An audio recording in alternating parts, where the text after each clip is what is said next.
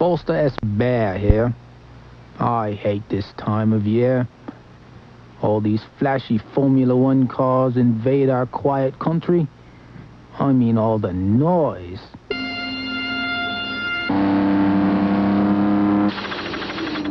Awful. And they go so fast. How's a country guy like me supposed to cross the road? At least these things stayed off the streets and they didn't make any noise. It's enough to drive me up a tree. It's awful. And what about all the extra people? These cars attract people like fire hydrants attract dogs. It's awful.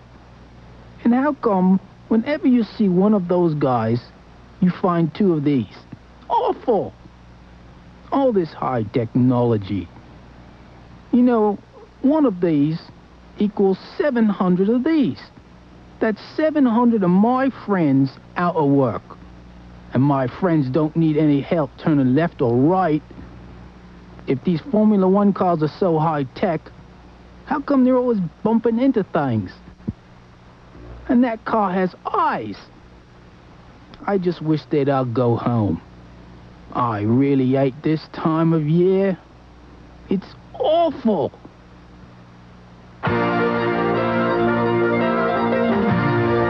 World away from where it began 7 months ago, the Formula One circus has arrived at the final stop of 1987. Hello, everyone. I'm Bob Varsho, welcoming you to beautiful Adelaide, Australia, where it's high summer with temperatures of the 80s. This year's Grand Prix of Australia offers us a look ahead to 1988. After a victory 2 weeks ago in Japan, Gerhard Berger has continued Ferrari's resurgence with his third pole of the year here in Australia.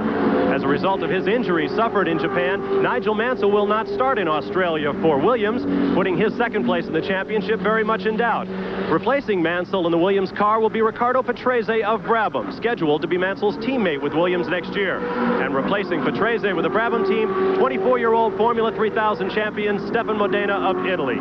But there is plenty of 1987 business still to be resolved here in Adelaide, and for more on that, we turn to our analyst, endurance sports car racer, and former Formula One driver, David Hobbs. Well, with a major shuffle coming up at engine manufacturers and driver, I think today we're going to see some grudge points as well as race points scored. 2 years ago, Ayrton Senna virtually took over Team Lotus in a long, protracted political débat. He's going to leave that team with only 2 wins under his belt in 1987. I'm sure he wants to go out on a higher note than that. Nelson Piquet is already getting flack for winning the World Championship this year with only 3 wins as opposed to his teammate's 6. And he also has points to score and also wants to encourage his new team, Camel Lotus. Gerhard Berger wants to firmly nail his mast at the flag of Ferrari, establishing himself as the #1 driver. Alan Prost, well, he just wants to win 30 Grand Prix before anybody else. And poor old Stefan Johansson really needs to do something to establish himself in everybody's mind to get any sort of a drive in 1988. Indeed, the course is very tough. Tires have always been a problem here in Adelaide. And for more on that story, let's go to the third member of our broadcast team, John Bisignano. Thank you, Bob. Now, as you well know, we normally bring you the last updates before this Grand Prix from the pit lane, but actually the story is here in the Goodyear compound. Lee Gogg, Director of International Motorsports for Goodyear. This week you've been telling me, John, no pit stops, everyone can go the distance, but that's not the judgment call at the moment, right? Well, it's still our advice, but something else could happen because of the heat. It's gotten hotter and hotter here this weekend. I think much hotter than it was last year, much hotter than we expected. If the people do not keep their air pressure down on the tires, they get way too much wheel spin, which could cause a surface blister similar to what's happening right here. Our engineers won't want me to show that, but that actually is not a dangerous situation. The tire, if it does not get enough grip, too much high air pressure, will just spin until that happens. Now, that would not bring a fella in. If it got worse and worse and got maybe 4 times that bad, it might cause vibration. He has to come in. But I'm still hoping no stops. Of course, that could also cause a handling problem once the vibration starts. So here in Adelaide, with those low-speed corners accelerating up to 5th and 6th gear, that's where the tire speed comes in. Another thing that the driver has to calculate on. Bob? Thank you, John. This pre-race report has been brought to you by Ford and your Ford dealer. Have you driven a Ford lately? The Grand Prix of Australia, final round of the Formula One season for 1987 coming up. Don't go away. We'll be right back.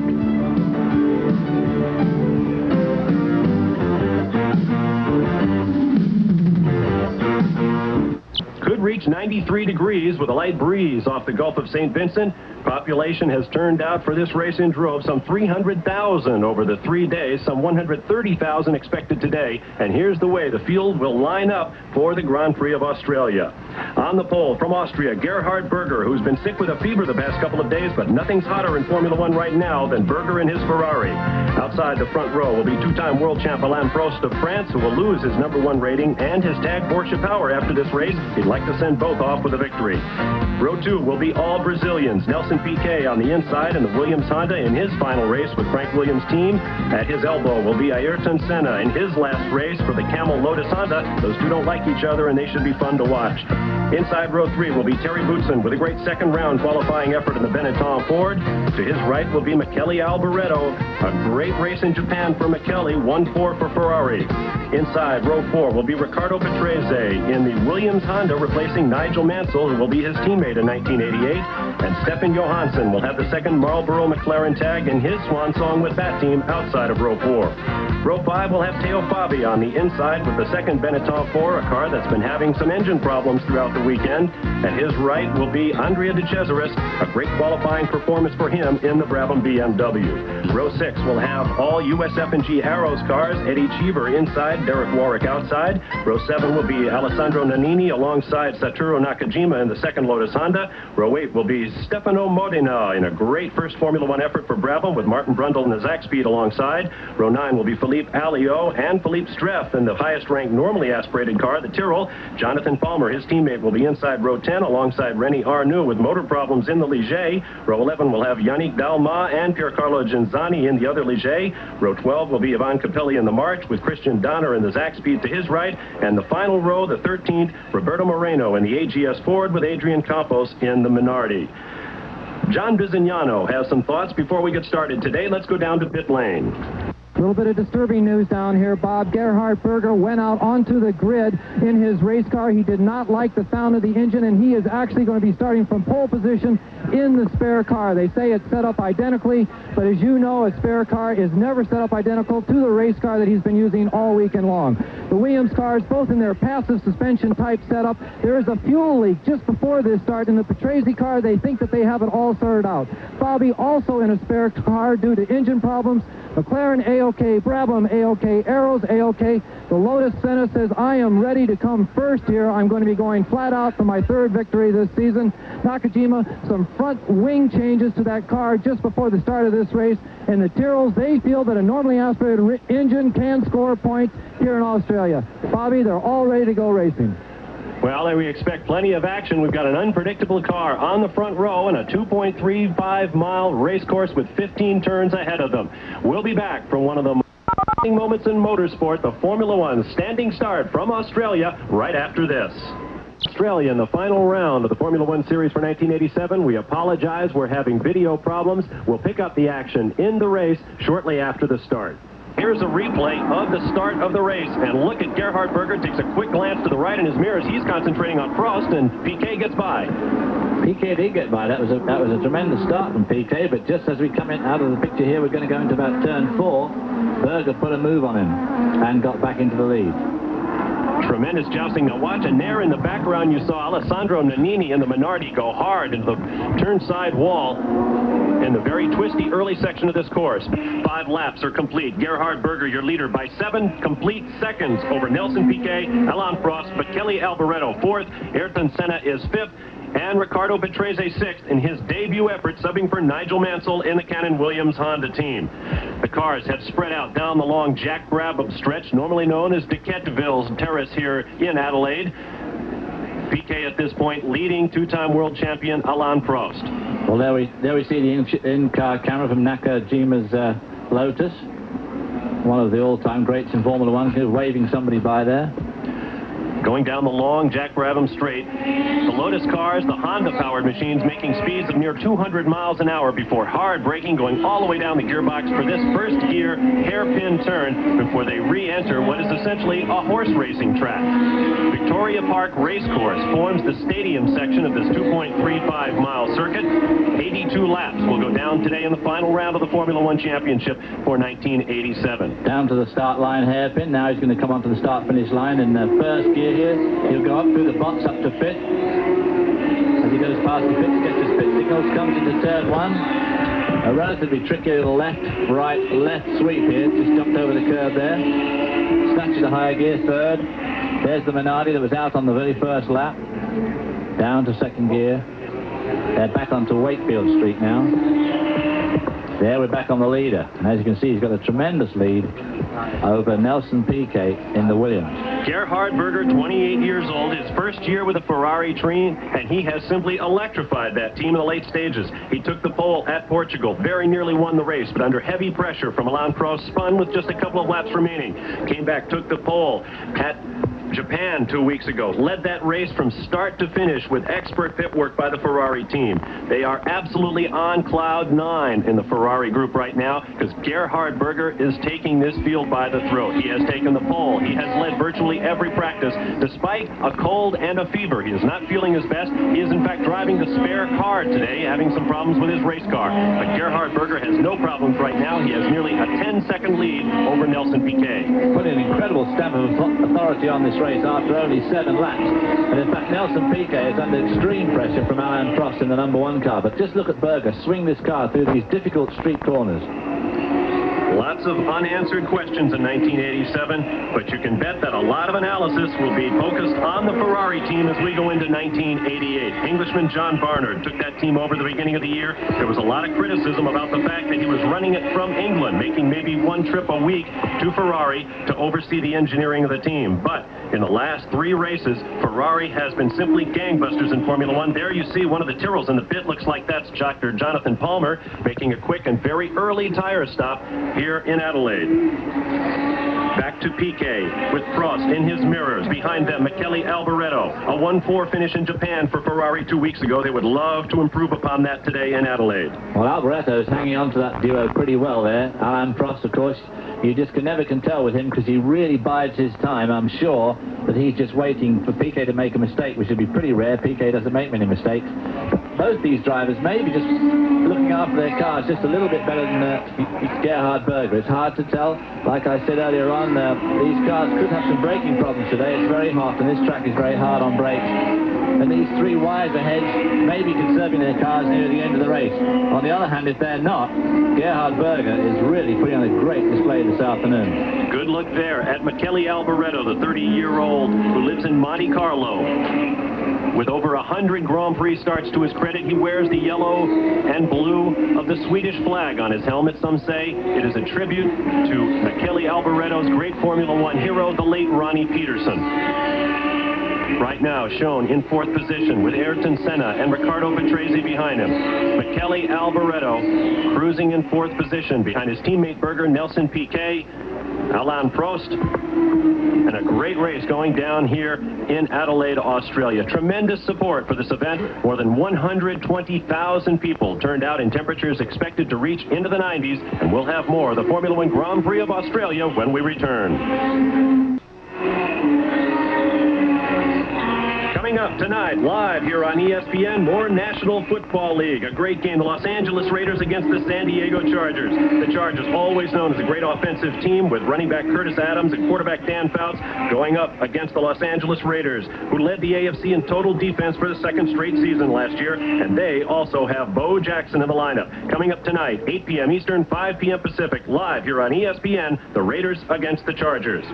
Meanwhile, a great battle here as you take a look out the back of Andrea de Cesaris's Brabham, and look at all the oil all over the lens of the in-car camera, and you see moving up quickly behind him, looks like Teo Fabi.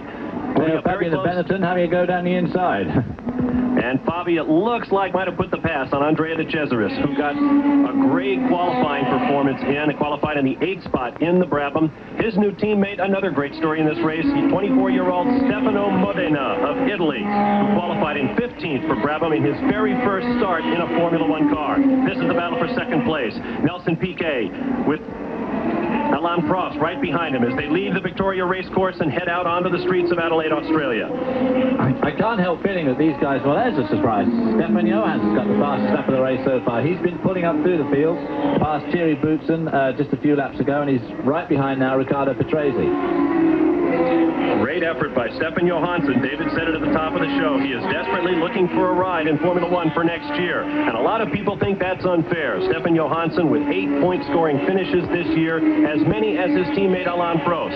But when they had the opportunity to get Ayrton Senna teamed up with Alain Prost, the McLaren team decided to do it, and Stefan Johansson, one of the great young drivers in Formula One, is without a ride for next year. He intends to show them today, and he has already set down fastest lap. Well, like all these things, of course, it's a very, very deep and complicated political story, but of course Honda Motor wanted to go to McLaren, and they wanted to have Ayrton Senna, who many people consider going to be one of the finest racing drivers of all time. There is another great story. You're looking at the number 5 Williams Honda, normally occupied by Nigel Mansell, but after his injuries in Japan, he was not able to get into the race, and that car has been taken over by Riccardo Patrese, who is leaving Brabham to join Williams for next year, and right behind him is Stefan Johansson. There we see Stefan Johansson, the number 2, and he is definitely making ground on Riccardo Patrese. This is Patrese, as you said, first drive for the Williams team, and of course he's going to join up next year and become Nigel Mansell's teammate. They will go to normally aspirated cars next year. This is their last race with the very, very powerful turbocharged Honda. Patrese said he didn't even know he was going to get the seat in Nigel Mansell's car until Wednesday of last week. He was sitting in an airport lounge in Sydney when he saw on the television that Frank Williams had named him to take over the car, and there's no loss of experience there. This is the 160th Formula One start for Riccardo Patrese. He is 4th on the all-time list. He has more starts than any other active driver. Next year, in fact, if he spends the entire season with the Williams team, Riccardo Patrese will tie Graham Hill and Jacques Lafitte for the lead in all-time Formula One starts with 176. The choice of Patrese for Williams, that in itself was a little bit of a controversial move. A lot of people thought that if anybody deserved the ride, it would in fact be Stefan Johansson, who's right behind him, which is no doubt why Stefan would like to pass him today and prove a point. You're watching the car of Patrese's teammate right now. That is Nelson Piquet cruising along in 2nd place. But as fast as Piquet is going, he is still losing ground to Gerhard Berger, who now has a 15.3-second lead over this man, Nelson Piquet, who would like nothing better than to lead the Williams team with a victory here on the streets of Adelaide. And now Gerhard Berger, that's why he's got that lead. He has now usurped Stefan Johansson for fast time, better than 101 miles an hour. Well, I just hope that Gerhard Berger's not shooting it all in one early stage here, because Alain Prost, amongst a lot of drivers here, is very, very worried about brake wear. And this is a long race, a very hard race, and a very hot race. It's over 90 degrees today, and it could be that the professor, as they call him, Alain Prost, is really conserving his car, and of course Nelson Piquet, who really has got a lot more experience than Gerhard Berger. But if at the moment, if anything's to go by, Gerhard Berger is absolutely running away from these guys. Of course, there's a long, long way to go, and he's got to be able to maintain that for the whole afternoon. There you see Gerhard Berger on the long Jack Brabham straight, reaching up toward 200 miles an hour. He has already laid a lap on the other minority in the field, and that would be Adrian Campos of Spain. But right now, Gerhard Berger having it all his way as he wheels the Ferrari around the streets of Adelaide. He's not in very good health at the moment. He felt pretty miserable yesterday, had a high temperature, and he had flu symptoms. He feels a little bit better today, but of course on a hot weather like today, it's not really the best way to go driving racing cars, because it makes you feel pretty ragged around the edges. And this is a tough course. These guys are making over 30 gear shifts a lap, so he's going to have to make 3,000 gear shifts in the next hour and, the next hour and 45 minutes. Once more, Gerhard Berger leaves the Victoria Racecourse Park out onto the streets of Adelaide. A sharp right-hander, and he's up onto East Terrace, a street that plays a big role in the twisty parts of this 2.35-mile circuit. They make several sharp 90-degree left and right-hand turns as we watch Gerhard Berger doing them, and he will make his way through a quick left-hand kink onto East End Market, famous market section, retail district here in Adelaide, Australia, then a sharp right-hand turn, and now onto the fast parts, Rundle Road, also known as the Alan Jones Straight. And there is a pit stop for the number 8 car, and that would be Andrea de Cesaris. coming in for a tyre stop. Doesn't look to be anything else. That's a very early tyre stop in this race. If he's blistered tyres so far, there's a good chance he'll do it again before the race is over. Tires have always been a big question in Adelaide. Now, we heard from Lee Gogg at the top of the show say that he didn't think tires were going to be a problem this year. They had new compounds built for Adelaide, and John Bisignano is standing by in the pits. Thank you, Bob. Just a little bit of story on those pit stops. It was actually because Andrea de Cesaris had a spin. There was no damage on the tires relative to blistering, but he had flat spotting one of his left rears quite severely that set up a vibration. Also, the Tyrrell came in with Dr. Jonathan Palmer. All four changed there due to a flat right front, but they went ahead and changed all four. Back to you, Bob.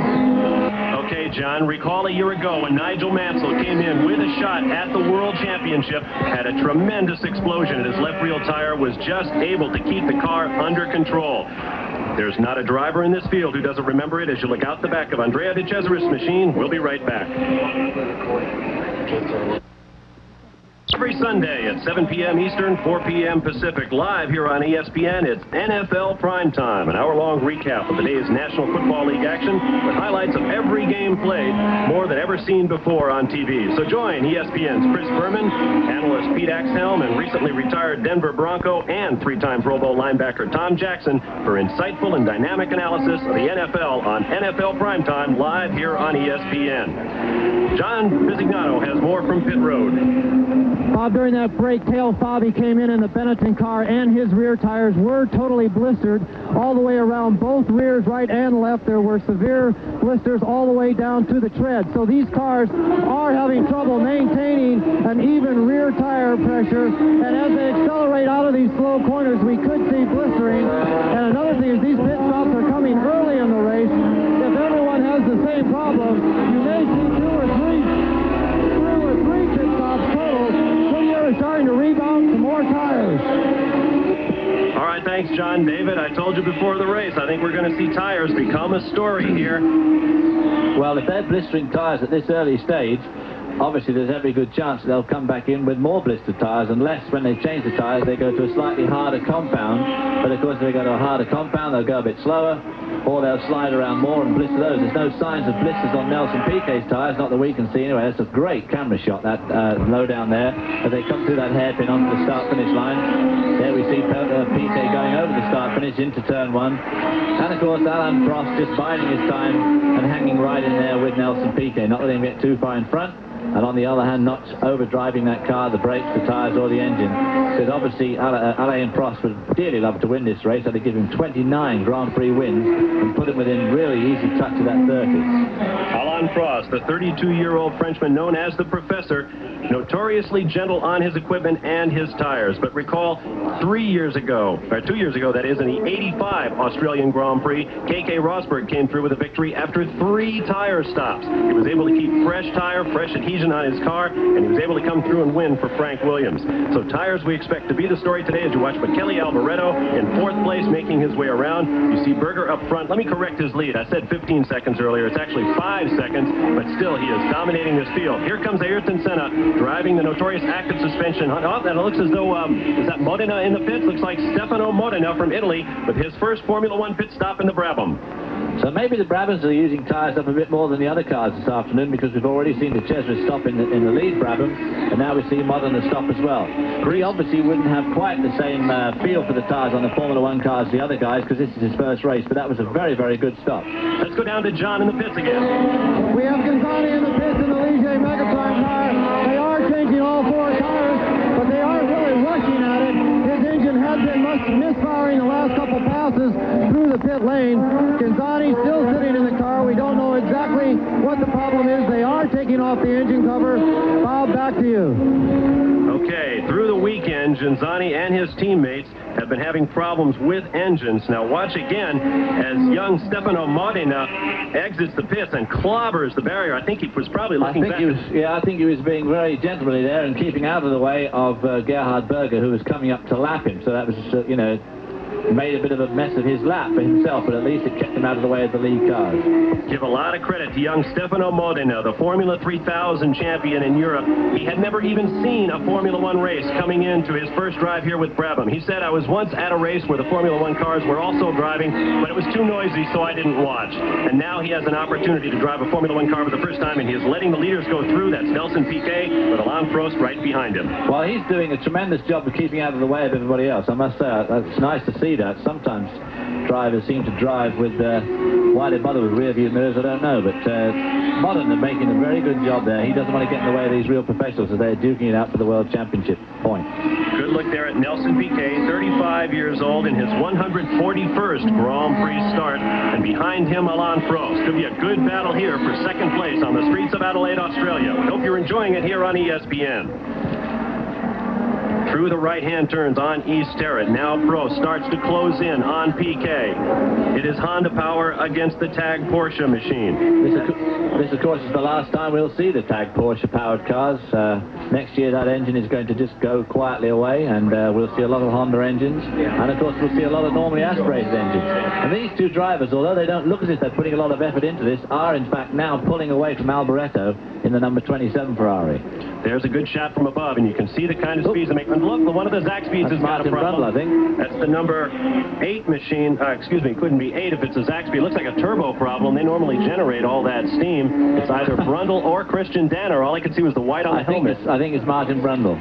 There you see him, yeah, with the red and blue stripes. And he is out of the car and over the fence. Boy, oh boy, now that is a smoke screen and a half for the drivers to have to go through.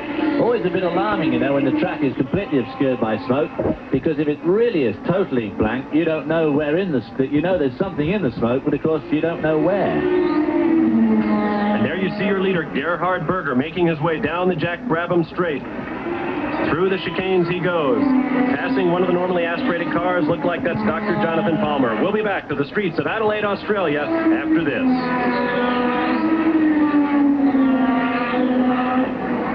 We put together a little tribute to the sights and sounds of Formula One for 1987, and we'll know you'll enjoy that. Meanwhile, a man who's enjoying his day in the 90-degree temperatures of Adelaide is Gerhard Berger, who was running a fever before this race began, but I guess the rest of the field just better hope that he starts to feel better a whole lot soon, because even when he is sick, Gerhard Berger is a terror in a Formula One car. I hope all the folks back in Kundl, Austria, near the town of Innsbruck, famed for its winter sports and the Winter Olympics, are watching their native son, Gerhard Berger. His girlfriend and his young daughter looking on as he tries to make it 2 straight wins in 1987 for Ferrari. Well, he certainly is driving very hard, and he's pulled out a substantial gap, just about 7 seconds on his immediate pursuers, which is Nelson Piquet and Alain Prost. But all the gaps seem to be remaining about the same now. Not a lot happening out there on the track at the moment in the way of moves or desperate moves by anybody. I think everybody now is playing out the waiting game to get down near the end of this race before anybody starts putting any real pressure on. These two guys in particular, Alain Prost is very happy to just follow Nelson Piquet around. They pulled a little bit of wind, a little bit of daylight between themselves and Alboreto, but not much. He too is obviously driving very carefully this afternoon, because as we keep stressing, this is a tough circuit on brakes. We've already seen it's a tough circuit on tyres because we've had a lot of early pit stops, although none of these 3 drivers seem to be too worried about that at the moment. We've had plenty of spins in practice. In the first day on Friday, fully 14 of the 26 cars posting times spun.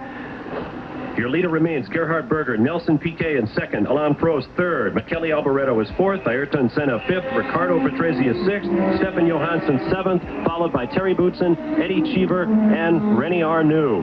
There you see them going down the fastest straight on the course. These cars getting to very, very close to 200 miles an hour in qualifying. So in the race, they're probably doing around about 193, 194 miles an hour at race setup. And this is the fastest street circuit on the Formula One series in 1987. Faster than Monaco, faster than Detroit. Average speeds well in excess of 100 miles an hour. And look at Alain Prost close in on Nelson Piquet as they turn onto the front straight. Making up serious ground there. Reaching speeds of 160 miles an hour as they cross the stripe. 22 laps complete for the leaders through the quick left and right-hand chicane. And Alain Prost pulls out onto Wakefield Street in Adelaide.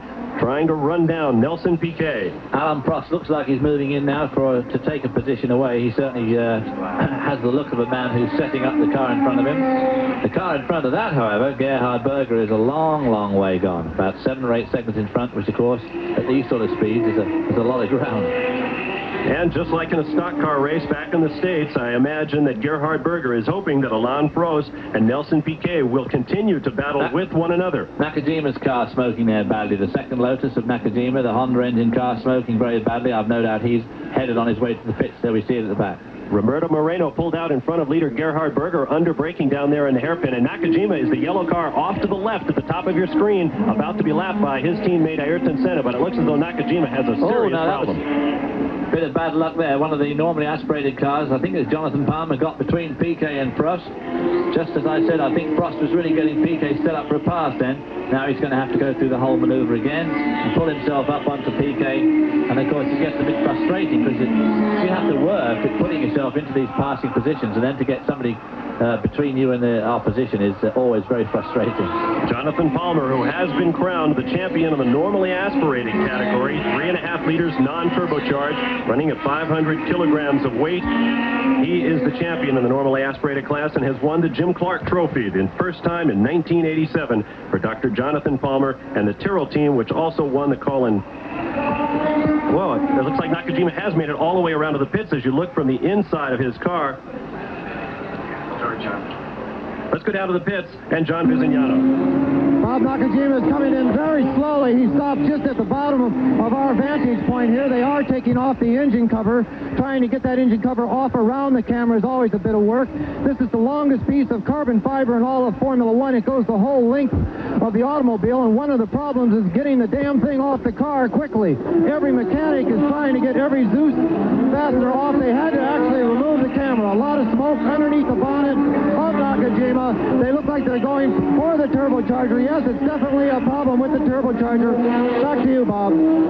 Okay, John, and we must compliment the Camel crew on their sartorial splendor. They have got a set of shorts out there that certainly captures the spirit of Australia and the final event of 1987. No doubt giving all IMSA, CART and NASCAR officials back in the United States absolute heart failure to see all these crew members rushing around pit lane in shorts anyway.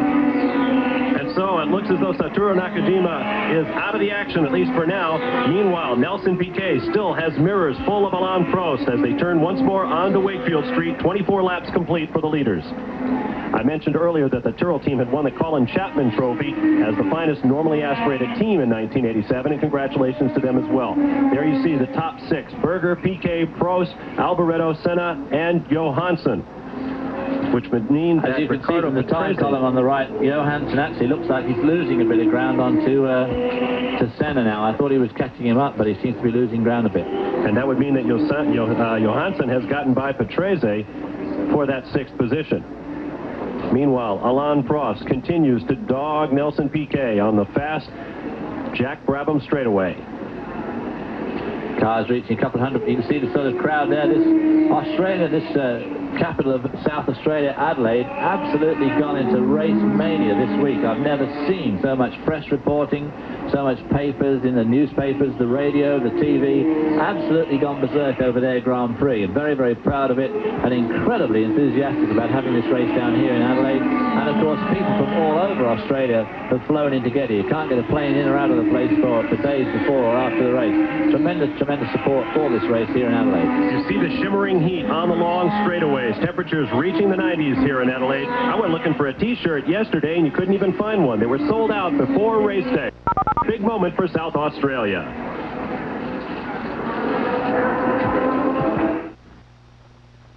The aluminum platform you see behind me is known as a setup table.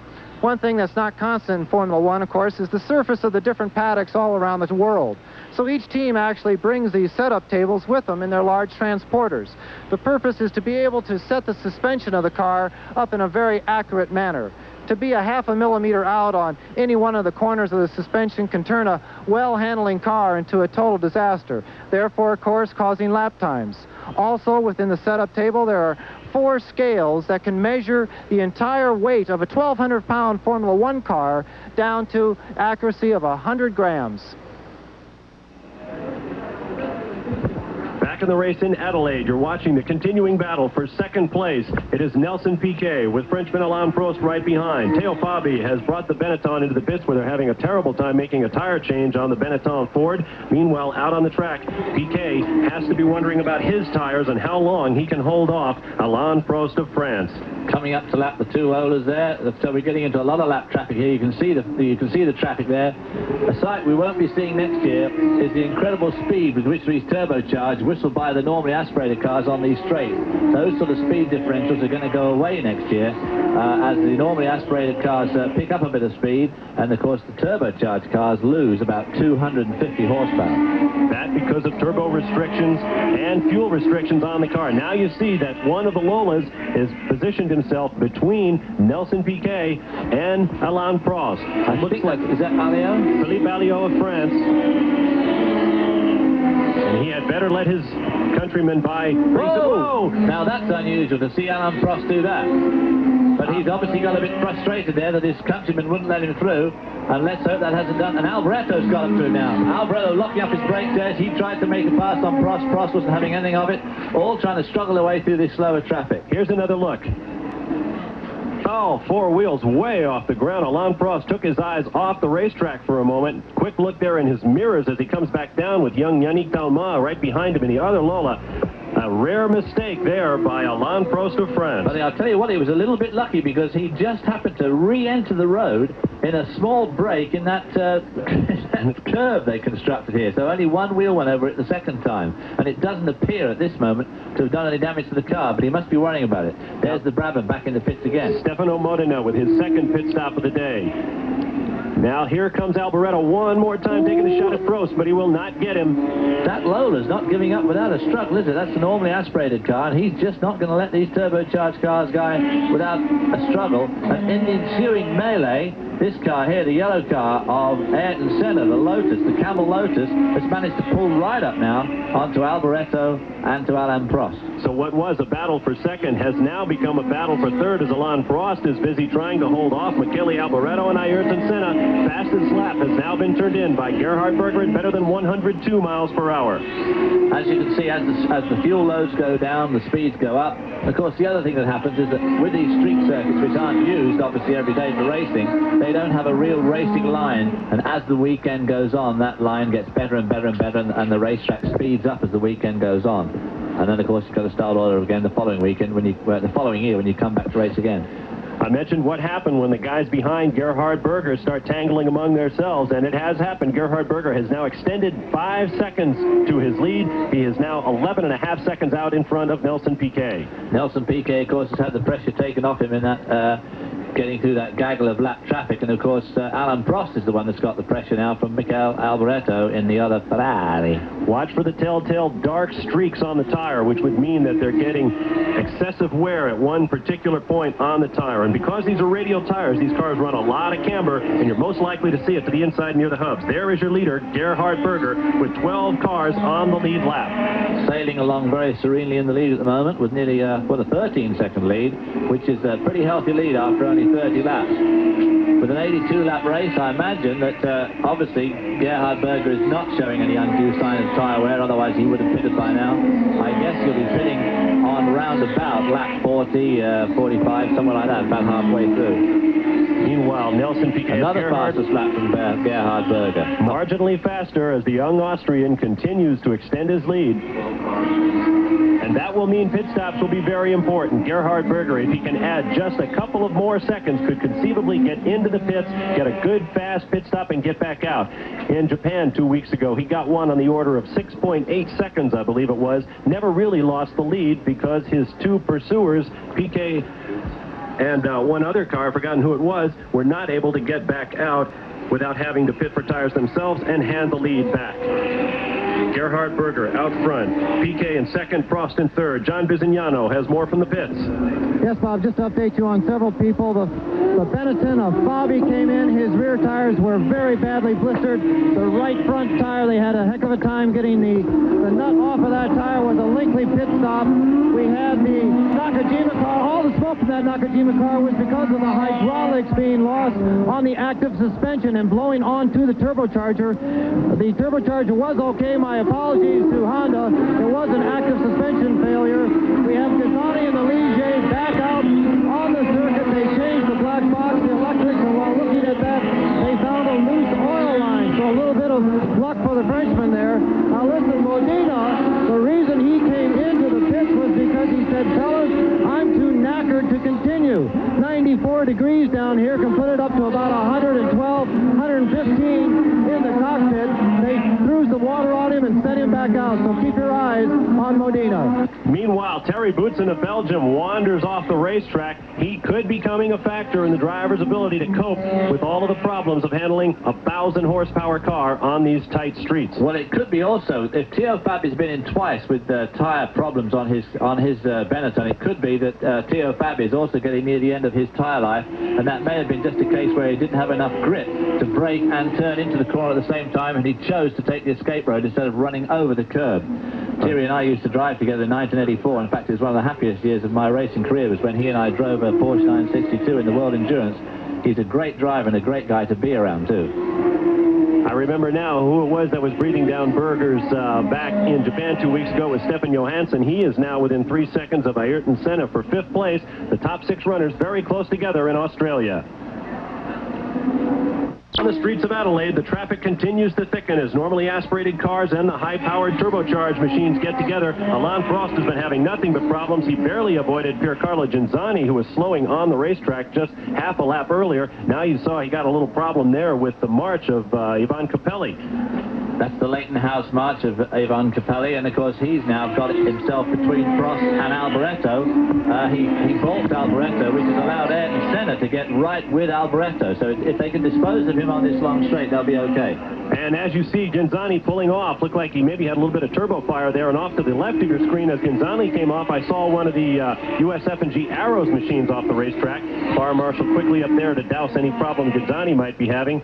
Meanwhile, Michele Alboreto is all over Alain Prost. That's the battle for 3rd place on the racetrack. It's Berger, 15 seconds over Piquet, followed by Alain Prost, Michele Alboreto, Ayrton Senna, and Stefan Johansson in the 6th spot. Michele Alboreto, who came back, lost his race at the start in Japan, had problem getting the car into gear and getting underway, fell way back in the pack, charged through the field, and wound up finishing 4th as Berger won that race. A very happy day over in Italy, where Enzo Ferrari watched his boys come home and park themselves in victory lane for the first time in 2 years. Ayrton Senna in the Lotus Honda now starting to be all over Alboreto as they go into this complex here. He's got the active suspension. We've heard of one of the cars that's already retired. His teammate retired with an active suspension hydraulic failure, which of course is one of the things that the drivers driving these active suspension cars ask themselves, what happens, boss, when it breaks? Well, son, you hit the wall. But Nakajima was okay. Nakajima, because he wasn't going fast enough to hit the wall anyway, so he was able to pull into the pit. Okay, we mentioned that USF&G Arrows that was parked on the Brabham straightaway. I believe that was Derek Warwick's car. He is not on our list right now, so Warwick apparently out of the race. Meanwhile, Alain Prost has now picked up fast time at better than 102.8 miles an hour, creeping up towards 103. 2 years ago on this racetrack, qualifying speed with extra powerful engine and extra sticky tires was barely at 100 miles an hour. Now we're racing at 102 in Adelaide. Well, obviously, we'll expect to see the speed slip back again a little bit next year, but racing car designers are a pretty resourceful crowd, and I'm sure that the racing speeds won't change much, even though they're going to lose round about 200 horsepower. We talk about the Japan race a lot. 2 weeks ago, Alain Prost maybe drove the race of his life. He blew a tire, found himself dead stone last, as Nigel Roebuck wrote in some of the great trade magazines. And Alain Prost absolutely charged through the field with absolutely no hope of scoring in points. He passed virtually the entire field, unlapped himself from 2 laps down, and finished, I believe, in 7th or 8th place. A spectacular drive, 2 miles an hour per lap faster than anybody else on the racetrack. We see from the commentary box that one of the Brabhams has pulled back into the pits again, and one has to wonder if it's Modena who's really become too tired to continue in this race. I believe it is Stefan Modena making his first Formula One start. He is used to running Formula 3000, and Piquet is in the pit. Let's go down to John Bizignano. It's a very quick Williams stop. They always had a little bit of trouble with the rear wheel nuts, but they got them absolutely sorted out. Piquet clearing the pit lane, going out there, trying to hold his position. We'll get a report on what kind of conditions those rear tires you, Bobby.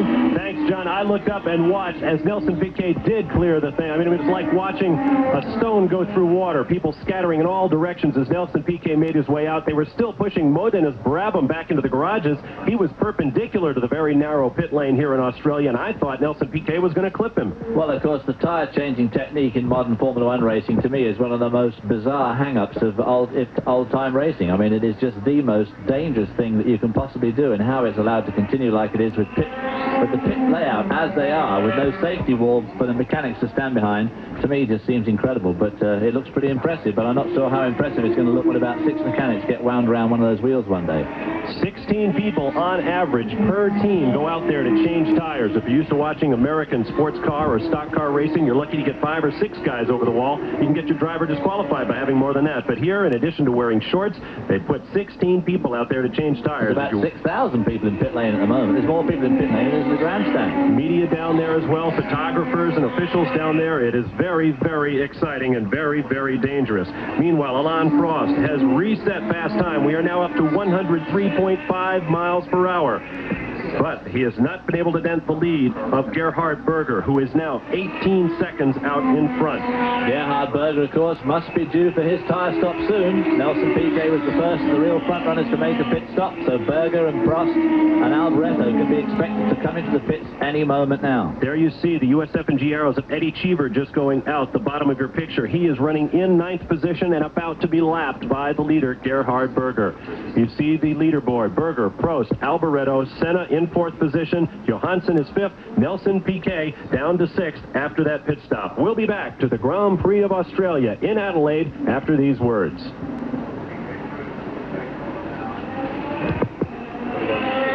Your pit area, the Brabham name, of course, a great Australian, Jack Brabham started it and you took it over. What's the future for Brabham Racing, Bernie?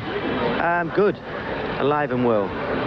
In Formula One or another class? Well, I hope so. We'll be in Formula One, don't worry. You have so many fans in the United States, so many traditional Formula One followers, and people have seen you win championships in the last few years.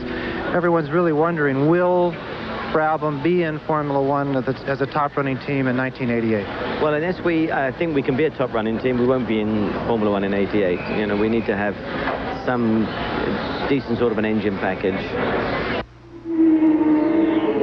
Down to the front straightaway hairpin. You're watching the 3rd place car of Michele Alboreto and the 4th place machine of Ayrton Senna. They have just lapped the Brabham of Andrea De Cesaris, shown in 12th position on the racetrack. And there you see as one of the Brabhams is back into the pits. That is De Cesaris, I think. That is De Cesaris in the pits. I think the other Brabham is already out. Stefano Modena, I think, retired through exhaustion, but we're not absolutely sure. We'll have to wait to hear from that from John. There you see a great shot out the back of De Cesaris' car as he goes down the pit road, and you can see all those people just standing there within inches of those wheels developing, 850 horsepower. So, while De Cesaris gets back on the racetrack, it's been a tough race for Modena as he gets out on a Wakefield Street, and you see Adelaide, Australia disappearing in your mirrors very quickly there. A great look out the back of the machine. You're riding along just under the rear wing as the sparks continue to fly. We haven't reached halfway. The car is still fairly heavy with fuel. And there you get an idea of the speeds and those menacing concrete walls on either side. 8,000 pounds per concrete barrier. You don't want to run into those. I think that picture also gives you an incredible idea of the acceleration powers of these cars. I mean, you look at those corners, which are right there 1 second, then the next second they're out of view. I mean, these cars really do accelerate. Well, De Cesaris' teammate, Modena, is out of the race, but give him credit. He usually runs 20-lap races in Formula 3000 cars. He tried to go 80 laps in a car that may be 3 or 4 times as powerful in temperatures approaching 90 degrees, and he did a great job while he lasted. So Andrea De Cesaris, the sole waver of the Brabham banner right now. Here is your leader, Gerhard Berger. His lead is now down to 12.9 seconds. It has been decreased by Alain Prost, who is now in 2nd place, with Alboreto in 3rd, Senna in 4th, Johansson 5th, and Piquet 6th. Alain Prost, one of the worst men in the world to have stalking you. Kind of like an Alfred Hitchcock movie to have someone like Alain Prost behind you in a race, because he really is absolutely uncanny. You drive off into the distance, you get a 15-second lead, and you think, well, goodbye, Alain, for this afternoon. Then, hey, presto, what happens? Suddenly he's only 10 seconds behind, then he's 8, then he's 9, then you realise you've got to make your tyre stop. And the little Paris is in front again. He really is an uncanny driver, there's no doubt about it. I wonder if Gerhard Berger knows it's Prost behind him. Recall the Portuguese Grand Prix, watched here on ESPN, as Gerhard Berger led from pole right down to about 2 laps to go, with Alain Prost constantly behind him, constantly pressuring, albeit a lot closer than he is right now. And with just a couple of laps to go, Berger admitted, he said, I choked, I spun, and Prost went on to take his 28th. Well, it's one of those victory. things in racing, people never expect drivers to choke or sort of worry so much. When tennis players come to match point and they score a double fault, no one seems to worry about it. Everybody says, oh yeah, the poor guy choked. Well, obviously the same thing happens in racing. And Gerhard Berger hasn't had a great deal of experience at leading.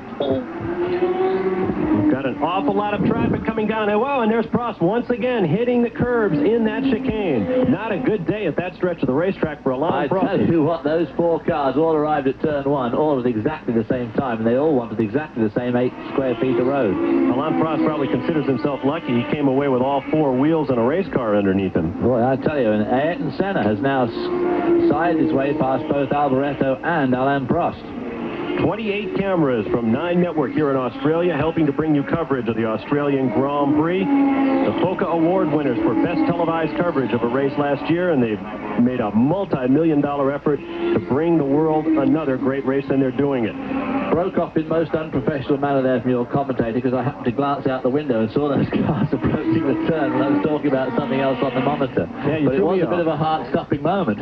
And there you see Ayrton Senna now going underneath Eddie Cheever. Senna. And there's Prost and Alboreto touch there going into the corner. Prost just gave a little nudge up the back as they both passed some of the slower cars. Well, after the way he's been getting shoved around today, Alain Prost might be thinking it's time to get tough in return. I think he is. He's going to be saying, no more Mr. Nice Guy, or Monsieur, no more Mr. Nice Guy. As Cheever got past, he is running in 9th place on the racetrack. For all you fans out there of the sole American running Formula One right now, that may change in years to come, but for right now, Eddie Cheever is it for the Yanks. And just lurking in the back of the picture, if we stay there long enough, you can see the second Marlboro car of Stefan Johansson, who's catching up with his leader. Again, as we said earlier, Stefan really wants to make a good showing today because it's very important for his 1988 plans, of which at the moment he apparently has none. There is Cheever getting passed by Alboreto in 3rd, by Senna in 4th. Cheever moving over there to let, at the last minute, to let Alain Prost through. I keep looking at my scorecard. You keep looking up at the race. I'm going to watch the race. Yeah, I'd watch the race. It's pretty exciting bit of racing going on here. These guys are really out there. These guys are getting serious. I mean, you can see why they earn their $1 million now. $2 million. $3 million. Gee, there's more $1 million. A lot of money anyway. But they're earning it this afternoon. There you see Alboreto, 30 years old, living in Monte Carlo. His wife, Nadia, perhaps looking in on Italian television. There are 2 Italian networks turned it off now. As Michele Alboreto leads Alain Prost. 2 drivers with a lot of Formula One experience and a lot of respect for each other. 27. There is Alboreto in the Ferrari, in the twisty section of the course. They'll very shortly make their way onto the long straightaways, but this is the East Terrace section. Or excuse me, they're back in the park. This is back in Victoria Park Racecourse. Normally a turf racetrack. If we get another high shot, you might actually be able to see as the cars run along pavement that actually cuts across the racetrack. And all of those buildings you see behind you, all of the pits, all of the walls, all of the curbing are torn up after this race each year. They are bulldozed, they are covered with turf, and it becomes a quiet city racecourse once again. Adelaide goes to great expense, and there's René Arnoux getting out of one of the Ligiers. His day is done. We'll be back to Adelaide, Australia after this. We're back in Adelaide, Australia, in the pits at the Grand Prix of Australia, and Eddie Cheever with the US7G Arrows is in the pits, and they're having a lot of trouble getting him up and getting those wheels on. Eddie Cheever was just involved in that little fracas with Andrea de Cesaris. We saw afterwards, just before we went away to commercial break, that Eddie Cheever had got a problem of some sort and was going very slowly. And so Eddie Cheever, who was as high as 8th in the race, had faded back to 13th at the time he made the pit stop. He is now shown in 15th place. Let's go down to pit road in John Bizignano. Probably the problem with Cheever's cars, he came in was the right front tire was totally flat. Obviously some contact that you had described earlier. He is in the pit and he is going to be back out on the racetrack, but it was that right front that was holding him up all the way around and into the pit lane, Bob. Okay, thank you, John. Let's take a look at the way they're standing now with 51 laps complete. Ayrton Senna has just set a new lap record. We're now at 104.8. Gerhard Berger remains your leader as you watch Berger there. In second place, Ayrton Senna. Third is Alboreto. Alain Prost holding down fourth. Fifth is Nelson Piquet. Sixth now Terry Boutsen. Will continue through the pack. Ricardo Patrese in his debut with Williams Honda is 7th. Christian Danner is 8th in the Zach Speed. Ivan Capelli in the March is 9th. An overly aspirated car doing really well. 10th place, Andrea de Cesaris. 11th, Jonathan Palmer. 12th is Yannick Dalma. 13th is Roberto Moreno.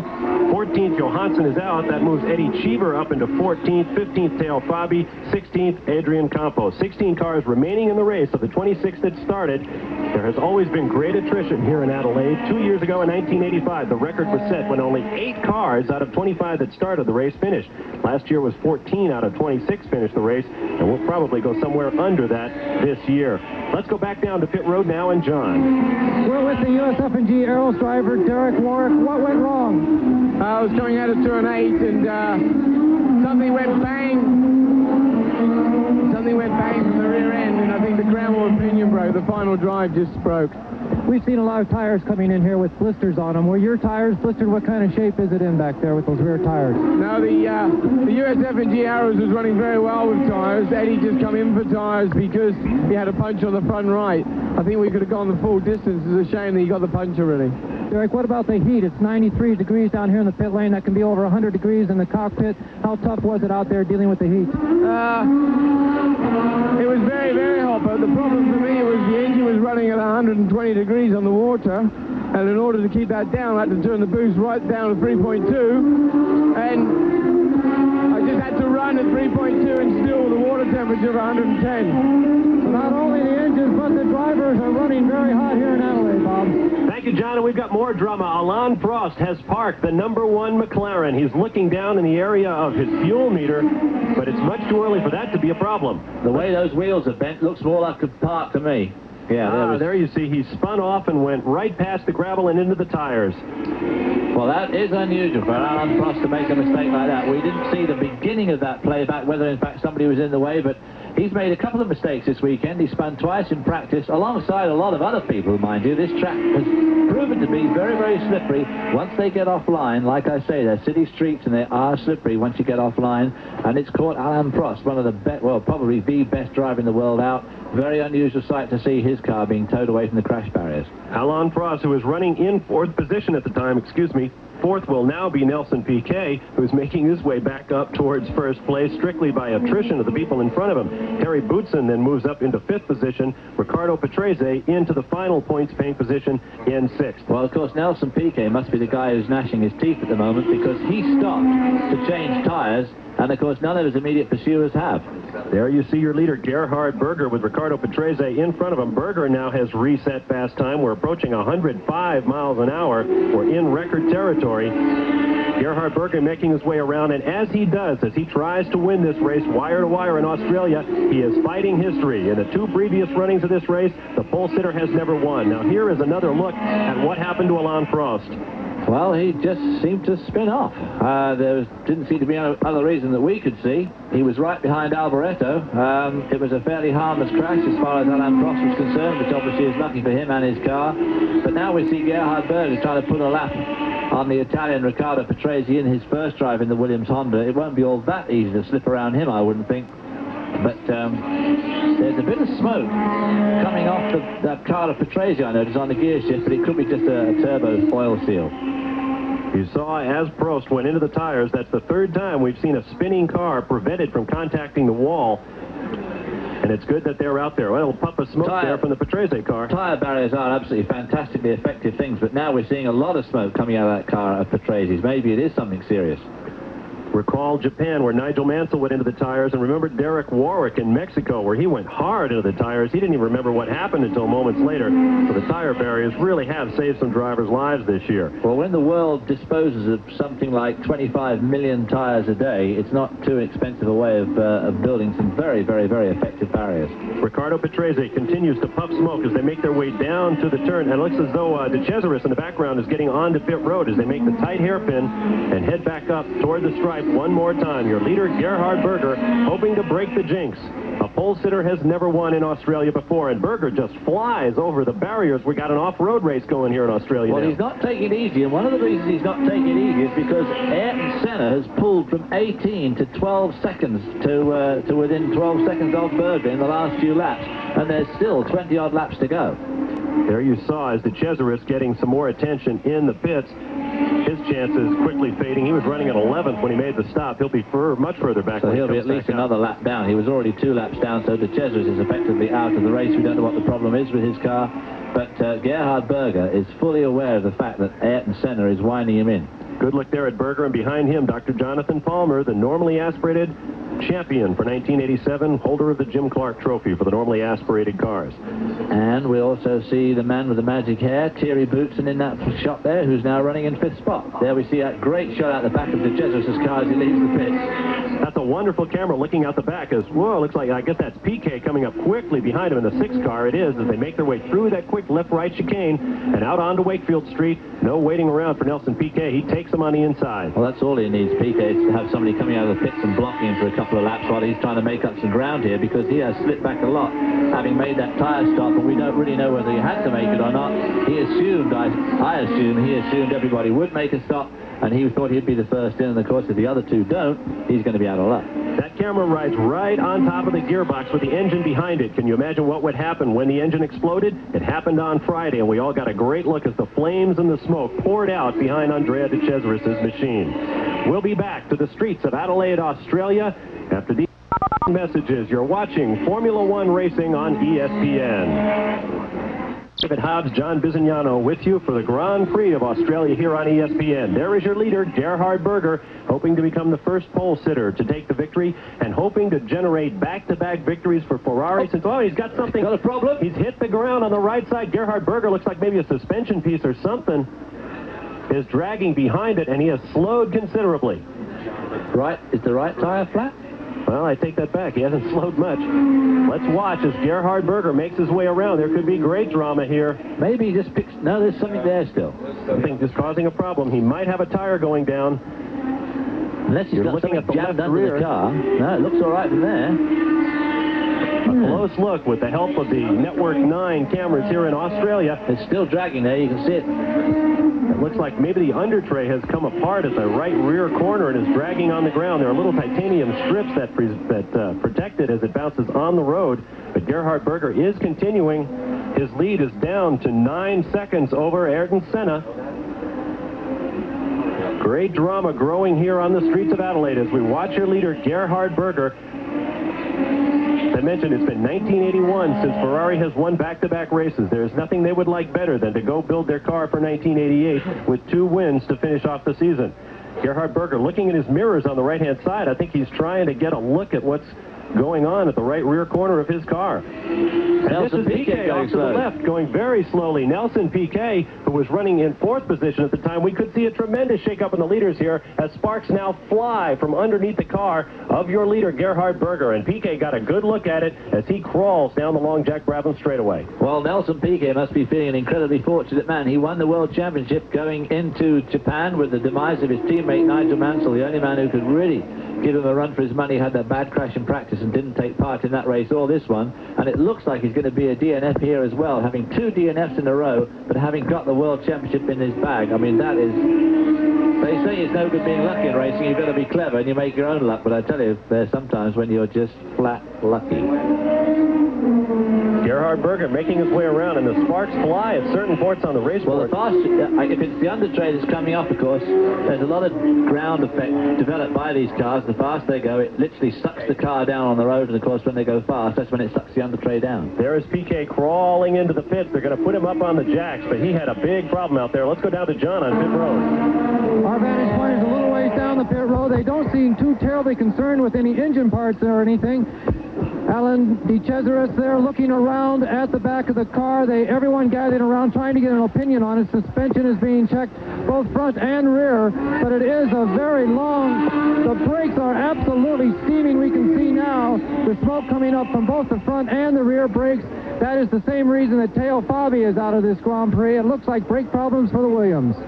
And we saw that the march of Ivan Capelli was into the tire barrier as well. We're having problems right and left here. I wonder if anybody's going to be around to win this one at the end. Your leader, Gerhard Berger, with 59 laps of a scheduled 82 in the books. His lead is now 8.9 seconds over Ayrton Senna. There are only 3 cars on the lead lap. Only some 14 now, by my rough estimation, still running out of the 26 starters. Well, that's an interesting piece of information we just had from John Bisignano, too. And when he said that Teo Fabi was out because his brakes were worn out, Teo Fabi elected to go using the carbon fiber discs. His teammate, Thierry Boutsen, elected to go using the cast iron discs, which are not as effective, they're not as good, they're heavier, but they do last a lot longer. And, of course, it looks like it caught his teammate Teo Fabi out and decided to go with the more advanced disc. Now here is the man of the hour, Ayrton Senna of Brazil, running in second place and slowly closing in on Gerhard Berger, who seems to be having a problem in the Ferrari. Well, if Gerhard Berger's undertray drags on the ground too much and it wears away any of the fastenings to hold the undertray onto the car and it comes off completely, obviously he'll have to make a stop. And, of course, that would just play right into Ayrton Senna's hands. Berger is your leader. Senna just under 9 seconds behind. Jonathan Palmer in a normally aspirated car has now moved up into the points-paying position. And that would be interesting indeed to see the normally aspirated machines crushing into the top 6. Even though he's 2 laps down, which, of course, just shows how this field has decimated itself. He's 2 laps down and he's still in 6th position. There we see Ivan Capelli spinning. Looks like he didn't contact the wall or anything. I don't think he did, no. He managed to get away with that. Well done. Hey, a point's a point. 2 laps down, we'll take it with the normally aspirated cars coming into their own next year. Let's go back down to the pits and John Bisignano. We're here with Eddie Cheever. Eddie, you were running very quickly in the early stages. What happened? Well, I'm not sure if I had a problem with my computer because it was giving very bad readings on fuel. I couldn't pick up the fuel. I was running at 100 horsepower less than I could have. Then I had a puncture, and then I had to go 1 whole lap, very slow coming in, and water temperature went too high, and we decided to call it a day. Did you and Andretti Cesaris make contact out there? It looked like there was a little bit of contact between the 2 of you. No, not at all. I was at the pace I was having to run after about lap 10. I mean, in some stages I felt I could have walked faster. I mean, we were using a lot of fuel today, and unless everybody else is bluffing, I believe that the pace is a little bit too fast. I think we might have a few surprises at the end. Thank you, Eddie. Eddie Cheever and Derek Warwick for the USF&G Aero team, both out of the Australian Grand Prix. We're back in Adelaide, Australia, where Gerhard Berger leads the Grand Prix of Australia by some 8 seconds over Ayrton Senna. Michele Alboreto and the other Ferrari is 23 seconds down now in third and closing very quickly on both the leader and the second place Lotus of Senna. In 4th place is Riccardo Patrese, a lap down in the Williams. That's right, in the Williams. If you weren't with us at the start of this race, Riccardo Patrese has replaced Nigel Mansell in that car for this race. Of course, he'll team with Mansell next year. In 5th place, Thierry Boutsen of the Benetton, also a lap down. And in 6th place, Dr. Jonathan Palmer, the normally aspirated champion for 1987 in the Tyrrell. He leads a group of cars that are 2 laps down. We have 12 cars remaining in the race. And Ayrton Senna has got that lead down to just over 7 seconds now. He really is catching up with Gerhard Berger, and there's only something like 18 laps left to go. Can he do it? Can he knock off 8 seconds in 18 laps? And, of course, get past Berger, which is the other thing. It's all right catching him up. You've got to get round him somehow. There is Ayrton Senna. And as old Paul Hogan would say, that's when the trouble starts, mate. Well, it's going to be a dramatic finish, no question about it, to a very dramatic year in Formula One. Some great racing throughout the season. You saw Gerhard Berger. There you see Ayrton Senna making a very slow turn and beginning to show some wear on those tires, perhaps. I think on his left rear tire, I see one of them dark patches appearing in the middle, which could mean that he's getting some blistering on the middle of his tires. That's on Ayrton Senna's left rear, because there's some great shots here on these Channel 9 cameras, and we can really have a close inspection of the tires as they go on. You saw as Berger made his way down the start-finish straightaway. There is Senna. You can see just how close he is drawing. There's no question now, Berger cannot stop and expect to hold off Ayrton Senna. He might be able to stop, get back out and run him down. But with 64 laps complete of 82 scheduled laps of this 2.35-mile circuit, it would be very difficult. It is a dramatic moment of decision for the Ferrari team. Will Berger have to stop? Will Senna have to stop? If he stops, can he get enough time to get back into the race and run down the leader once again? He's got a 27-second gap over Alboreto, but Ayrton Senna might not have enough time to chase down Gerhard Berger if he does stop. Well, Berger has responded to the challenge and has in fact opened up just a few tenths of a second again over Ayrton Senna, but of course to open up that, to drive faster, you don't know how they're applying the pressure. Is he braking later? Is he putting more boost to the car? If he's putting more boost to the car, will it in fact go to the end on fuel? So there's a lot of imponderables yet over the next 15-odd laps to go. It's going to be an exciting finish as Ayrton Senna turns through the tight hairpin at the end of the Jack Brabham straight. A moment ago, you saw as Berger made that same turn, you could see Senna in the distance. 7.2 seconds behind after 64 laps. They're working the 65th right now. There you see that John Barnard looking in there in the Ferrari pits, looking at the Longines Olivetti computerized scoring system that tells him just where his man is in regard to the rest of the field. Berger driving very, very well this afternoon. He's certainly come along from 2 years ago when he was driving the Arrows with Thierry Boots, and he showed tremendous form then. He hadn't had a great deal of racing experience, and he more or less went straight into Formula One. And boy, he really picked it up very, very quickly. He's become along very strongly, and a lot of people put him in the same class as Ayrton Senna as a real future world champion. Showing great maturity. In Japan, Berger was being caught by Stefan Johansson, and when he saw him coming, Berger just opened up the lead again, turned up the boost, went a little bit faster, and slowed down later on when Johansson ran into fuel problems. We might be seeing the same thing here as 28-year-old Gerhard Berger of Austria has Ayrton Senna at the end of that long straightaway. You see him at the back of the picture, cruising up behind him. He may just be holding him off by the arm's length that he needs to eventually win the Grand Prix of Australia, finale of the 1987 season. We'll be right back. You're watching Ayrton Senna cruising around. There is Peter Ward, team manager for the Camel Lotus Honda team, watching the Longines timers, telling them whether their man, Ayrton Senna, is able to close in on Gerhard Berger. He has not been able to. Berger just turned a lap at better than 105 miles an hour to open the lead again to 9.6 seconds. I'm wondering if there might be some tire problems for Ayrton Senna, or perhaps fuel problems as he turns back onto Wakefield Street in downtown Adelaide. Well, of course, the cars, these turbocharged cars, are very, very marshaled on fuel, and of course it's no good just cranking up the boost to go faster because it can really catch you out. Next year, the cars are going to go from 195 litres down to 150 litres of fuel, so they're going to start off with a lot less fuel than they've got now, so it's going to make the matchup between the turbocharged cars next year and the normally aspirated cars very, very close indeed.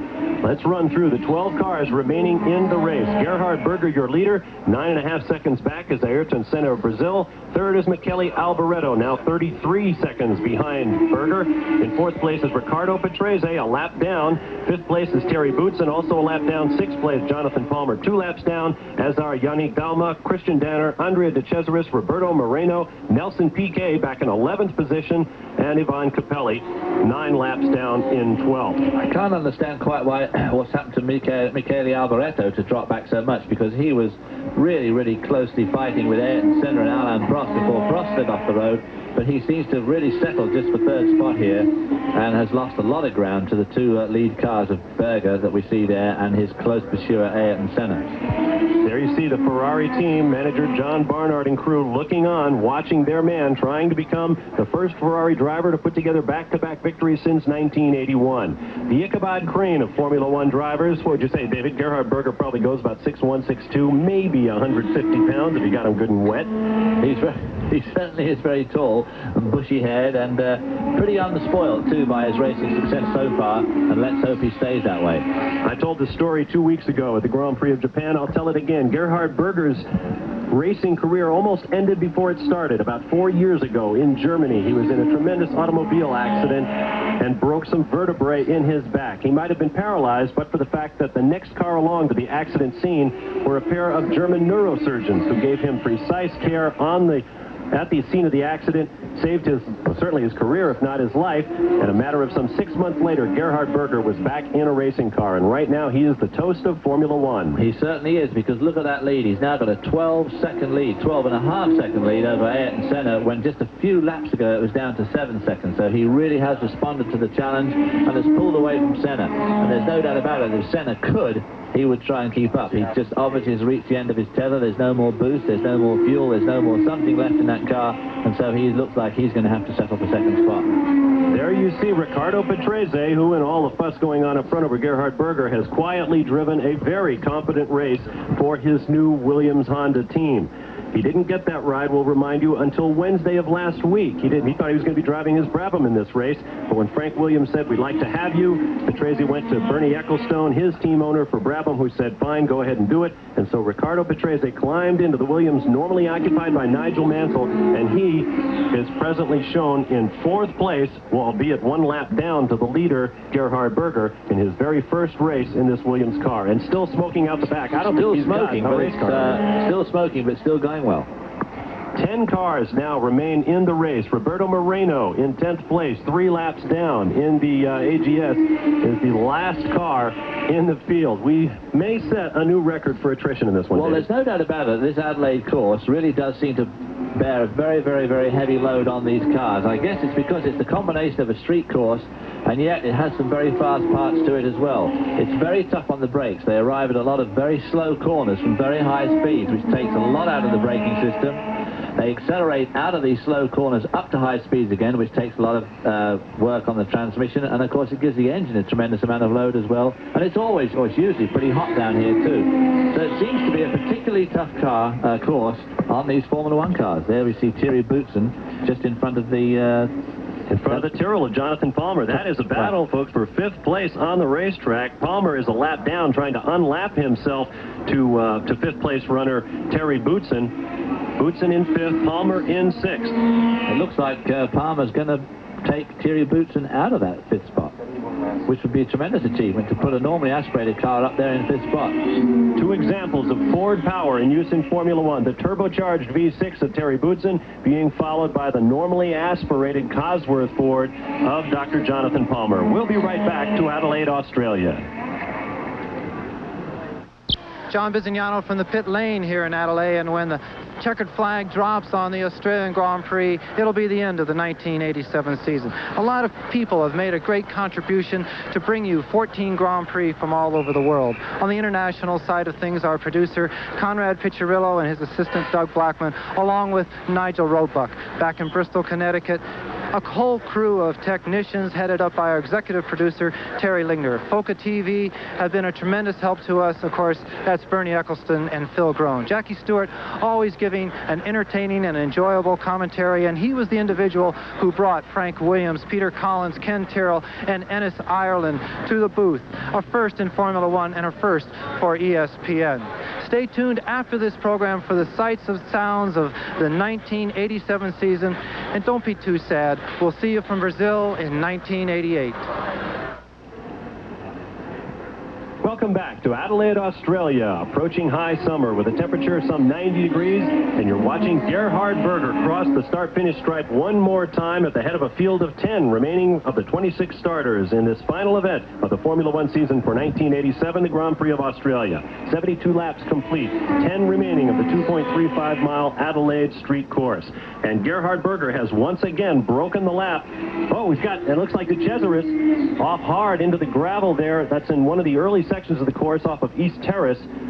Nosed into the barrier, but we can't, yeah, it appears to be all right. He's even got the engine still running. Well, he's done very well to keep that guy going there. Old Andrea, looking at familiar view for him, a very close-up picture of a wall. Well, there's no dishonor in spinning here in Adelaide, folks. Losing that front wing there has come off. It certainly isn't, because we've seen some very, very good drivers. Some of the best drivers in the world have slid off on this course today, including Alan Prost. And, of course, we've had tremendous attrition. Only got 10 cars left running out of the 26. And of the 16 who are out, one of them, of course, is Nelson Piquet, who we commented on earlier. And, of course, poor old Nigel Mansell, sitting back in England, must be gnashing his teeth even more than ever, because he could have given Nelson Piquet a good run for the championship with just 2 good finishes. And, of course, he's failed to make either of the last 2 races. And, of course, unbelievably, Nelson Piquet failed to finish either of them either. So it would have been a very, very close run thing for the championship. There you see Ayrton Senna, presently shown in 2nd position in the race, but he is now 13.3 seconds down, and he is losing ground with every lap to your leader, Gerhard Berger. Let's go down to pit road. Well, in Alan Jones. We have Alan Jones from Australia here in the pit road, former world champion. Alan, at the beginning of the week, there was a little bit of a rumor of you going back to work for Frank Williams in this one event. How true was that? Oh, we got fairly close. At one stage, it looked like I was going to drive Nigel's car. But unfortunately, conflicting contracts prevented me from doing that eventually.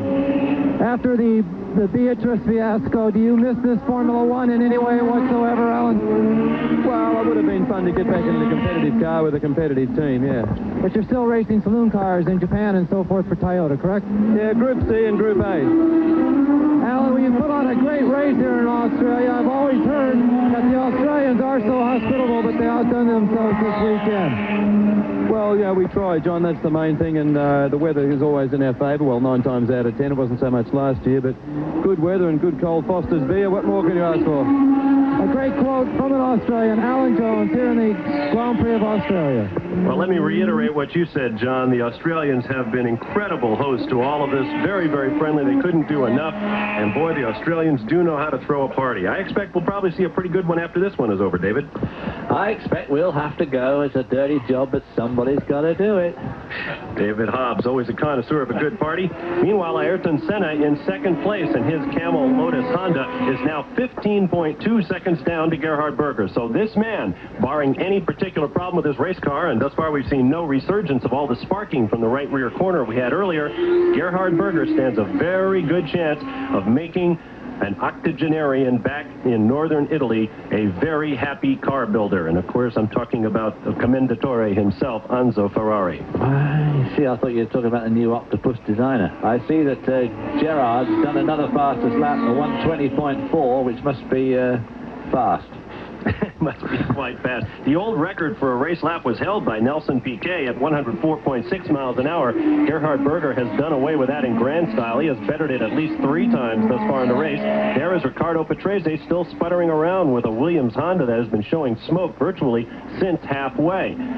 The leader is Berger. Senna is second, and now 16.7 seconds down, so the gap is growing by each lap. Alboreto is third, Ricardo Patrese fourth in the Williams, Terry Boutsen in the Benetton is fifth, Dr. Jonathan Palmer in the normally aspirated Tyrrell is in sixth position. In seventh place is Yannick Dalmat, doing very well in his first season of Formula One. Christian Danner has the Zach Speed in eighth. Ninth is Roberto Moreno, who has passed Andrea de Cesaris, whom we saw spin just a moment ago in the Brabham, running in 10th position. 10 cars remain, 16 are out. And we have just 6 laps to go. There we see Nelson Piquet talking to his teammates in the Williams team for the last time. His teammates, as next year he moves over to the Camel Lotus team, still having his Honda power, but of course driving a Lotus, the Lotus that at the moment is currently being driven by Ayrton Senna, who will move to the McLaren team.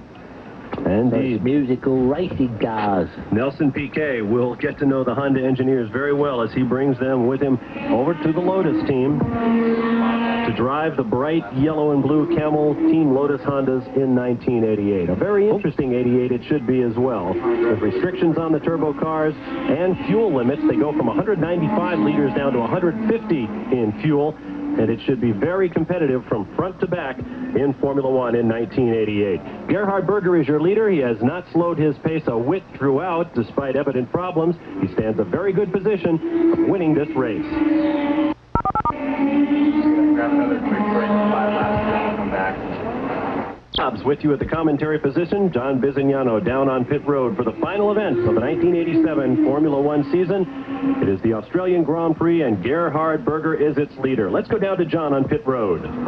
Lee Gogg of Goodyear has just stopped by to a very friendly reminder that this is Goodyear's 200th Grand Prix Formula One victory here this weekend. Of course, all the tires are on Goodyear after Pirelli and Michelin have dropped out over the past 2 seasons. A lot of smoke from the car going down the straightaway. Someone has blown an engine at the end of that straightaway. One thing I want to point out, David Hobbs, you talked earlier about the fact that this could have been so easy for Mansell these last 2 races to go ahead and pick up the championship. David, how do you feel about that now that for sure they had a great possibility to score the 6 points he needed to win the World Drivers' title? Well, of course, it must be bitterly disappointing for Nigel Mansell, and of course there we see his new teammate Patrese climbing out of the second Cannon Williams to retire today. It looks like he had a bit of a spin at the end of the straight, or unless his engine blew, we didn't see that at the beginning. We'll probably have a replay later on, but we didn't see exactly what happened to start with. I saw a big puff of smoke down there. I think that's what happened, David. I think his car has been smoking for the last half of the race, finally gave up the ghost. I think he probably spun in some of the fluids out of that engine and put it into the gravel. But a great race nonetheless for Riccardo Patrese. Had very little time to get himself used to the power of that Honda engine in the Williams chassis, state-of-the-art chassis in Formula One, and he has done very well indeed. He leaves the race in 4th position. But it still must be absolutely bitterly disappointing for Nigel Mansell, but sitting at home and watching these cars retire, knowing that he could have been in there with a good chance to win. Nigel Mansell, after suffering back injuries and severe muscular bruising in a tremendous crash in Japan 2 weeks ago, was ordered by his doctors and by the Formula One doctors not to compete in the race. He has a bad back after having broken it in a 1979 accident in a lower Formula class, so he has to be very careful about those things. And I think it might bother Nigel as well that he wasn't able to use his waiver into the South Australian Open golf tournament. I'm sure he'd have loved to have done, yeah. Greg Norman, the great PGA Tour professional, got his friend Nigel Mansell a waiver. But you're right, David. I'm sure the Formula One World Championship, which would have been his first, would have been the most important event of the weekend. Instead, it's an important weekend for 28-year-old Gerhard Berger and for the entire Ferrari team. Boy, it's going to be a nice winter in Italy as they get ready for the 1988 season, full of the promise of 2 victories, it would appear, in late 1987. And they have a yet more updated car coming under the pen of John Barnard. This one was just a modified, he's just modified this car from one existing one, but he's got some more really new stuff coming along, and who knows, next year Ferrari could be right back on top all the time in a position that they've held for so many years in Formula One racing. They have so many fans around the world following these red cars. I think along pit road, a member of one of the major teams probably put it best. He shall go unnamed. He said, in Formula One, no one likes to see Ferrari out of the game for very long. But Forza Ferrari is back on top once again in Formula One. With regard to that Goodyear story, John Bizignano mentioned that this will be the 200th Formula One victory for Goodyear. That's also a symbolic victory. It was back in 1966 that the first victory in Formula One on Goodyear tires was taken by Australian Jack Brabham. Al Jolly Jack Brabham, mate. He's been here this weekend. Of course, he's got sons racing all around the world. Jeff races in America. Gary races in England. David's racing in England. So the Brabham racing dynasty is certainly going to go on for a long time yet. And a lot of victories in the future of this man. Ayrton Senna, who came up through the Formula ranks as Ayrton Senna da Silva, dropped the last of his surnames in order to race Formula One. And they say it's just a matter of time before a championship will come his way, perhaps next year when he will partner with Alain Prost on the Marlboro McLaren Honda team. Although I must say that the way the last 2 races have gone, this one and Japan, these cars next year, the Lotus and the McLaren, will use the turbocharged Honda engine. I just wonder if that is going to be the way to go next year, or whether a good normally aspirated engine is going to be able to hold its own and win some races. Frank Williams is obviously convinced it can, because he is going to go the normally aspirated route. And it certainly makes you wonder, because these cars are very marginal on fuel now. They're going to have a whole lot of fuel taken away from them. They're not going to be able to run the boost they can run this year. They're going to lose an awful lot of horsepower. And, you know, they're not that much faster now than the normally aspirated cars. Indeed, there are rumors on pit road that some of the teams that will start 1988 using turbocharged power plants will switch to normally aspirated plants before the season is over. Just a matter of all the time and expense of developing a good normally aspirated engine for Formula One uses. Once more into the haze, and crossing the stripe is Gerhard Berger. We are on the last lap of the Grand Prix of Australia. Berger with Senna behind him, Alboreto in 3rd position. It looks like it could be a 1-3 for Ferrari here in Australia. Well, he certainly pulled out a tremendous lead on Ayrton Senna from Brazil, too. Look, he's got a 27-second lead. Senna must have really just decided to settle to take 2nd place and give up the ghost when he had about when he was only 7 seconds behind. Having brought that down from 17, he's obviously given right up on this, the final lap, as Gerhard Berger goes to take his 2nd win in 2 consecutive races. On East Terrace, through the quick right and left-handers, he will now make a sharp right-hand turn onto Rundle Street in downtown Adelaide, Australia. This is the Alan Jones straightaway, and a sharp 5th gear right-hand kink up into 6th gear, and speeds approaching 200 miles an hour down the long Jack Brabham straightaway to Kettleville Terrace here in Adelaide. And then he will brake hard for the sharp 1st gear hairpin, one of 2 on this course.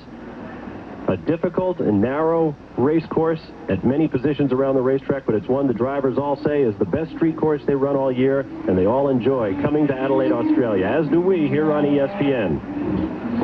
He swoops through the park up to 5th and then maybe 6th gear for just a second there. Down is his first gear hairpin for the last time as he pulls onto the start-finish straight to see the checkered flag for the second time in 2 weeks.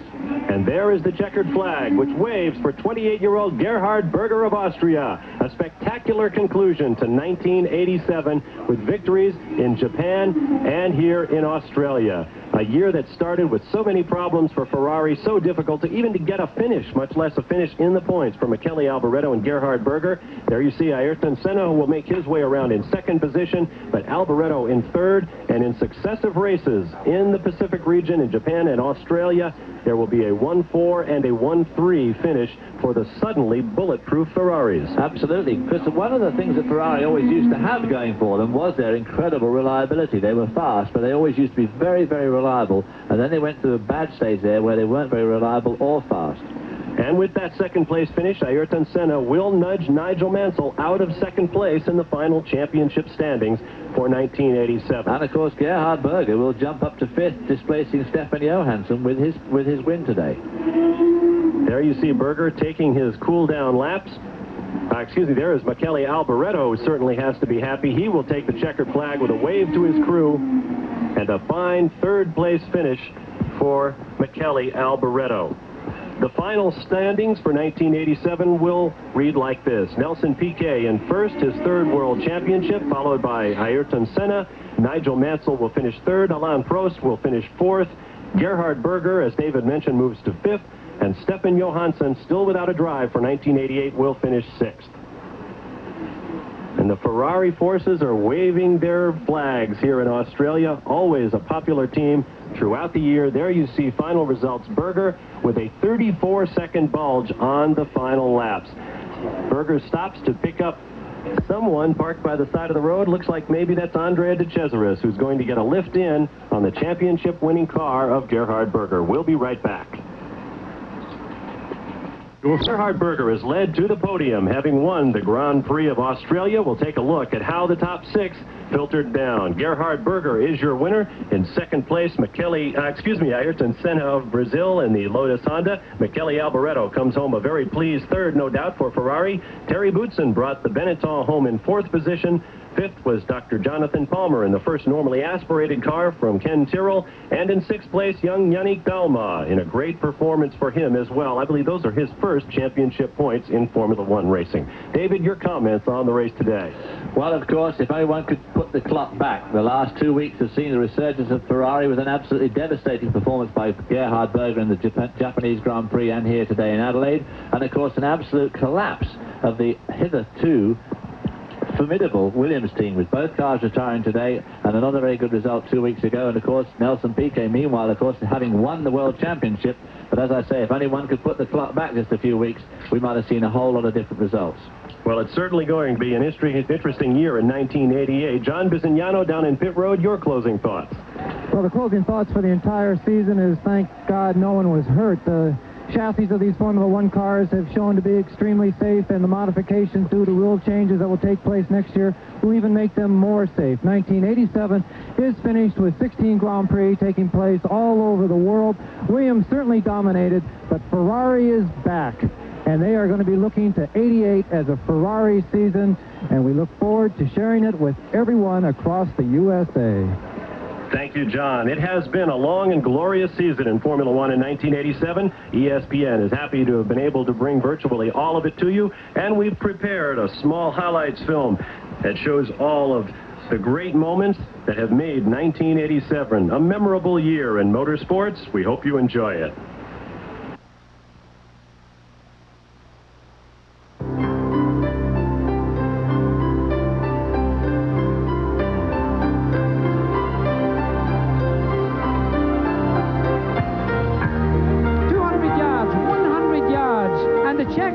Goes out to Alain Prost as he crosses the finishing line to win his 26th Grand Prix victory for France, for Alain Prost, for Marlboro McLaren, a very happy man.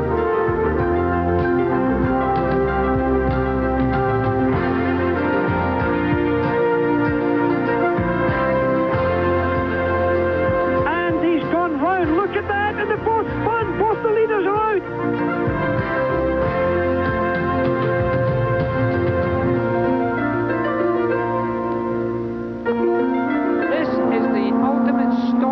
Situation. Remember, before the beginning of this race, there was a suggestion that there was not particularly good feeling between these drivers.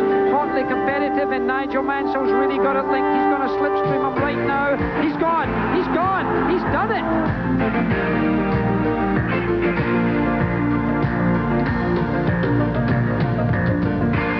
Look at this. He's trying to get back. He's running out of fuel. He's out of fuel.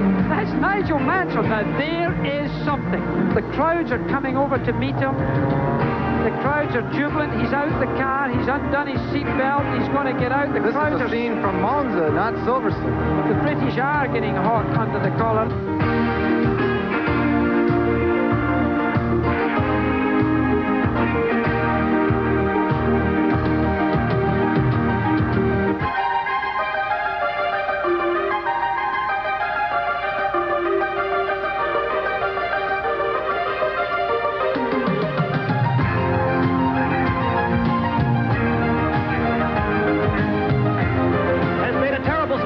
Are now pressed along the wall. It looks like one of the Tyrrells again. And we have another incredible crash here at the Oostenrijk ring.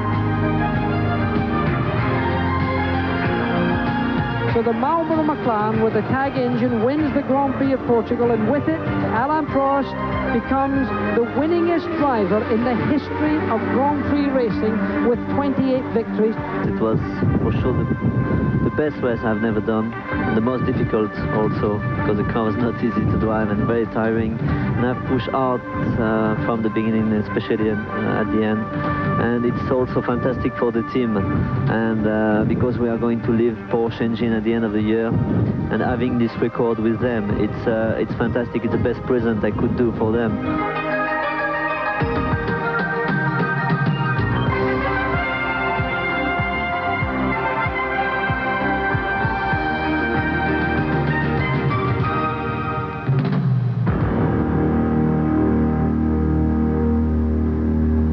After the conclusion of the Australian Grand Prix, Ayrton Senna was disqualified because of irregularities with his car's braking system.